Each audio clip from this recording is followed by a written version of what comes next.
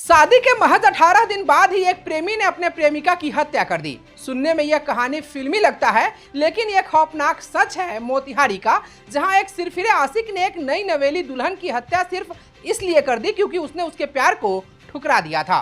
क्या आज भी कुछ लोग लड़कियों को अपनी जागीर समझते हैं? क्या ना सुनना इतना मुश्किल हो गया है कि लोग हत्या तक कर दें? कमेंट करके अपनी राय जरूर दीजिएगा, क्योंकि यह सवाल अब पूरे समाज से जुड़ा है। जी हाँ, पूर्वी चंपारण में एक आशिक ने एक तरफा प्यार में शादीशुदा महिला की गला दबाकर हत्या कर दी है। मृतका की पहचान 20 वर्षीय सपना के रूप में हुई है। वहीं आरोपी का नाम जगदीश बताया जा रहा है। पिछले महीने 28 अप्रैल को सपना की शादी हुई थी। बताया जा रहा है कि जगदीश ने सपना के गले में गमछा डाला और उसका गला घोंट दिया। घटना बिसधरी थाना क्षेत्र के बथना पांडे टोला गांव की है। सपना के घर वालों का कहना है कि जगदीश ने कहा था कि सपना मेरी नहीं होगी तो किसी की नहीं होने दूंगा।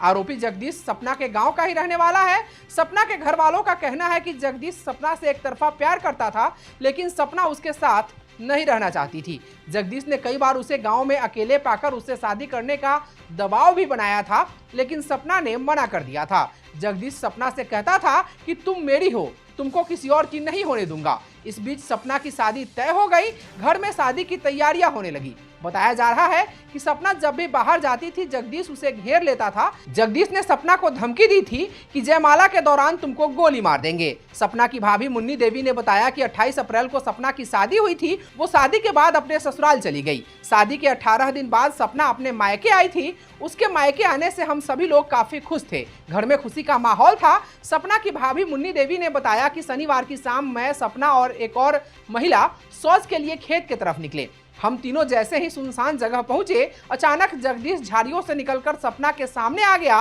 और उसने सपना का बाल पकड़ लिया और उससे अपने पास खींच लिया। हम लोग सपना को बचाने की कोशिश कर रहे थे, तभी जगदीश ने अपने गले से गमछा निकाला और सपना के गले में डाल दिया। जगदीश बार बार ये कह रहा था कि सपना तुमने ठीक नहीं किया। गुस्से में उसने गमछे से ही सपना का गला घोंट दिया।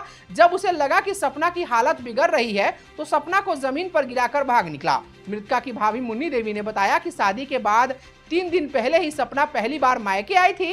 उन्होंने बताया कि जगदीश काफी दिनों से मेरी ननद के पीछे पड़ा हुआ था, लेकिन सपना उसे भाव नहीं देती थी। वह लगातार इस बात का दबाव बनाता था कि तुम मुझसे बात करो, मैं तुमसे शादी करूंगा, लेकिन सपना ने कभी उसकी बात नहीं मानी। हम थे, हमारी 2 ननद थी जो डेट कर गई है, वो थी, एक और थी। तीनों जनी इधर से हम लोग जैसे सरेहा गए। हमारे पास बाथरूम उतरूम नहीं है, तो बाथरूम गए हैं तो उधरे लड़का छुपा हुआ था कि क्या था, निकल के आया है, उसका बाल पकड़ लिया है। उसके बाल पकड़ने के बाद में क्या किया है कि हम लोग छोड़ा रहे तो छोड़ा नहीं है। और उसके बाद उसका गमछा था ना, वो गमछा से ऐसे गले में फंसा दिया है। उसके बाद गमछा पकड़ कर जोर से छोड़ा। हम लोग चिल्ला रहे हैं, छोड़ा रहे नहीं छोड़ा है। जब उसका देखा है कि पूरा जब डेट करने वाला है, छोड़ दिया है। जब तक देख रहे तो जब तक उसका मतलब प्राण निकल चुका था। वहीं बिसधरी थाना अध्यक्ष सीमा कुमारी ने बताया कि घटनास्थल पर फॉरेंसिक टीम से जांच कराई गई है। पुलिस पूरे मामले की छानबीन कर रही है। पुलिस ने 100 को अपने कब्जे में लेकर पोस्टमार्टम के लिए भेज दिया है। आरोपी जगदीश कुमार की मां बबीता देवी को हिरासत में लेकर पूछताछ की जा रही है। लेकिन इस घटना ने एक बार फिर समाज के सामने बड़ा सवाल खड़ा कर दिया है कि आखिर कब तक लड़कियों का ना कुछ लोगों के लिए उसकी मौत की वजह बनता रहेगा।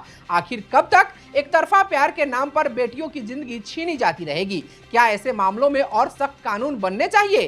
क्या परिवार और समाज को ऐसे सिरफिरे लोगों को पहले ही पहचान कर रोकना चाहिए?